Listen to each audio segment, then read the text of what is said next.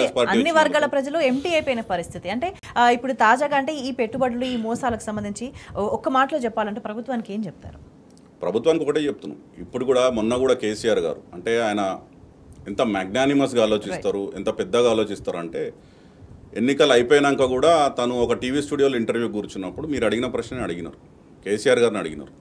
అడిగినప్పుడు వారు ఏం చెప్పినారంటే, సరే రేవంత్ రెడ్డి గారికి మంచి అవకాశం వచ్చింది, ప్రజలు అవకాశం ఇచ్చిర్రు, వారు ఆ నమ్మకాన్ని నిలుపుకోవాలి, వాళ్ళు ఇచ్చిన హామీలు కానీ గ్యారంటీలు కానీ అమలుపరిచే విధంగా వాళ్ళు నడుచుకోవాలి, వారికి శుభం కలగాలి అని కోరుకున్నటువంటి వ్యక్తి కేసీఆర్ గారు ఎన్నికలు ఓడిపోయినాక.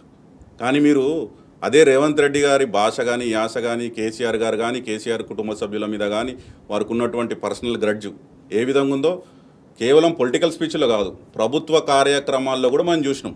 అఫీషియల్ మీటింగ్స్లో కూడా, ప్రెస్ మీట్లలో కూడా కేసీఆర్ గారిని తిట్టడం, అదే బూతు పురాణం మాట్లాడడం. అంటే కేసీఆర్ గారికి రేవంత్ రెడ్డి గారికి ఉన్న వ్యత్యాసం అది.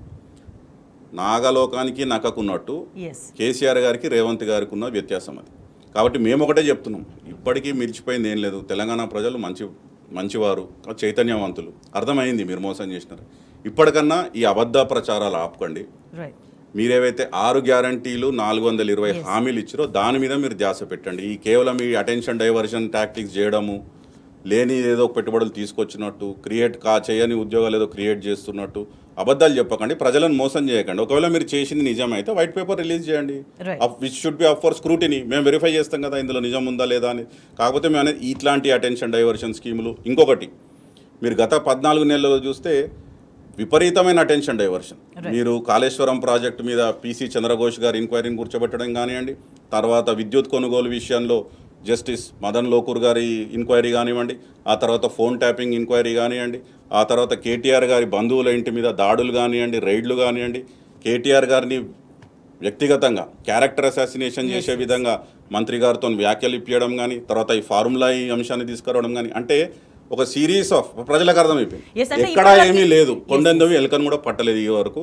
ఎట్లాంటి ఇన్ని ఎంక్వైరీలు ఇన్ని ప్రయత్నాలు చేసినా ఎక్కడ ఏ ఆధారం కూడా దొరకలేదు. కాబట్టి మేము ఒకటే చెప్తున్నాం, ఈ అటెన్షన్ డైవర్షన్ టాక్టిక్స్, ఈ అబద్ధ ప్రచారాలు, ఈ డాంబికాలు ఇవన్నీ పక్కన పెట్టండి, పని మీద ధ్యాస పెట్టండి. మీరు ఇచ్చిన 6 గ్యారంటీలు 420 హామీలు అమలు చేయండి. మీరు చేసే వరకు మేము వెంటబడతాం. ఎస్, అంటే అల్టిమేట్గా ఇప్పటి వరకు చెప్పిన అబద్ధాలకు సంబంధించి ప్రజల నుంచి ఒక వ్యతిరేకతని, ప్రజల నుంచి వచ్చిన స్పందనని ఆల్రెడీ కాంగ్రెస్ ప్రభుత్వం చవి చూస్తుంది. అంటే ఇంకా కూడా ఇటువంటి అబద్ధాలు ప్రచారం చేసుకుంటా పోతే దీనికి కూడా మూల్యం చెల్లించుకోక తప్పదు కాంగ్రెస్ ప్రభుత్వం.